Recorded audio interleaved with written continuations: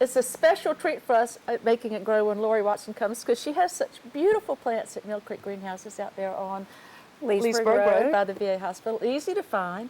And we've had a good time going through them, and we have an interesting selection tonight, and we're going to start over here with the plant that you said is a great plant to tie up on a mailbox. Yes, it's a climbing aster. It's a native, and it's a leaner.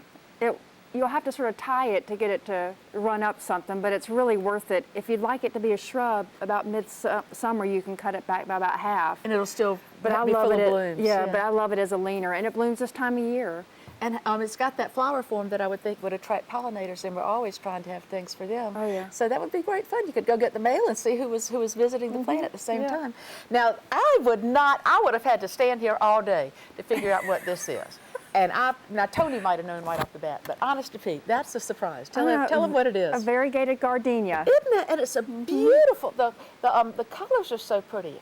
Shiny. Really, it is. And you said that it has surprised y'all because gardenias are usually plagued by whiteflies. Oh, yeah. Tell us about this one. Well, it's been in part shade. Actually, it gets a little afternoon sun, or is about 15. Yeah. Very close together. Should have more circulation, but they've not gotten a bit of whiteflies. Wow. So it's beautiful, and it lights up the greenhouse.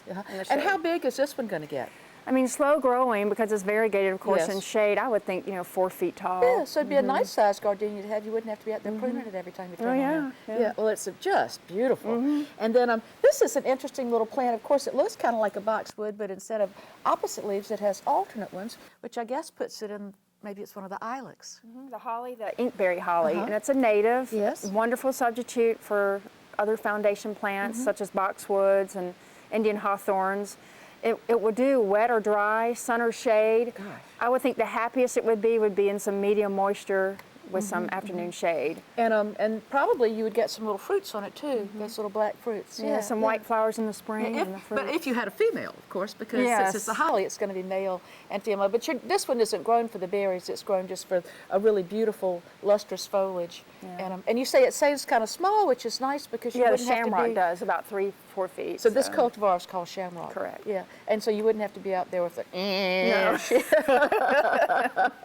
Okay, and then who says shade is boring? Yes. What a beautiful, beautiful Aspidistra, so much more attractive than the straight species. Mary Sizemore. Mary Sizemore. Yeah, so it's got a lady's name too. Yeah, well, it's very ladylike and lovely.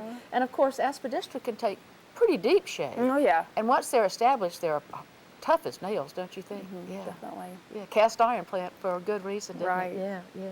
And then over here we have a hydrangea, and it looks kind of like a mop head, but you said actually it's a different species. It's called Hydrangea Serrata. Rather than Hydrangea macrophyllum, like our mop heads. It's got serrated leaves that sort of show the reason for serrata. But the beauty about this one is it only gets 3 feet tall, 3 feet wide. It's a good container hydrangea.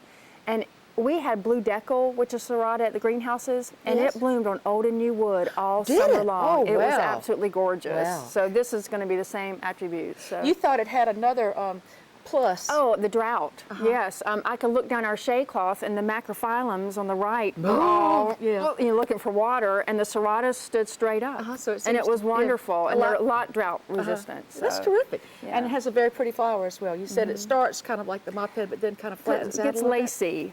Yeah, so it sounds lovely. And it'll go blue or pink, depending on the soil. Yeah, okay. So. And then down front we have, I think what's a lot of fun because people think, well, a rose is a rose is a rose, but a leucotherium is a leucotherium, but it's not.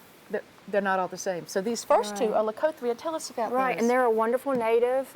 This is just a straight species of drooping leucotherium. Beautiful. Look at that. Beautiful, wonderful, green. Deep green. The flowers in the spring, you can already see the buds. This one here is the Dodds Variegated leucotherium, and it's only going to get about 3 feet tall, whereas this will get 6. This is shade, but the variegation is beautiful. It might have a little struggle to get started somewhere, but boy, once it gets it's beautiful. And Tom and Thea Dodd have closed one of that wonderful Dodd family down there in Alabama that's been so important in the nursery and horticulture business, and they have come back to South Carolina. That's and neat. I'd like to meet them. So many wonderful plants that they've collected and brought into the gardening world.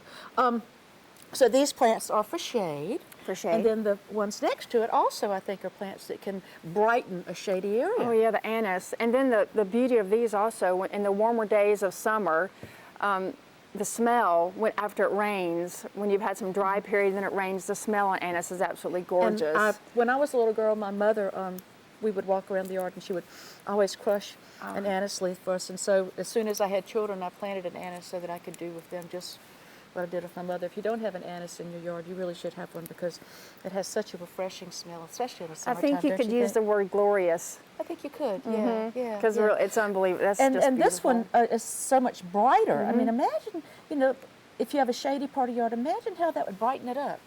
And the beauty about this one is pink frost. That's the cultivar name or selection name of it. But this time last year, it had already turned its little color. cooler. It's a little cooler because the cooler temperatures will turn it pink on the edges of the leaf and pink on the stems. And it's really, after December, it's gorgeous. So instead of waiting for spring for things to color up, and have color in the garden, the winter would bring the color in that way. Yeah. And then the one next to it seems to have just a more heft to it than that's like just your regular anise, but it's a selection called Miss Scarlet, another lady's name. Yeah. And it's toted to have bigger leaves and a bigger bloom, and it really stands out. Most people get excited about their garden in the springtime, and they go out and come home with the cars filled with things, and they put them in the ground, and half of them die because it's so hard to keep them watered. But really, if you plant in the fall, the root system has time to grow, doesn't it? It does. And then the plant has a larger root system, so you don't have to baby it along throughout the summer as much. So I would really encourage any of you who are gardeners to remember that fall is by far the best time to put new plants in South Carolina. And we have so many wonderful nurseries and people who are involved in the horticulture industry. And so pay a visit to them and bring home some wonderful plants and add them to your landscape as well.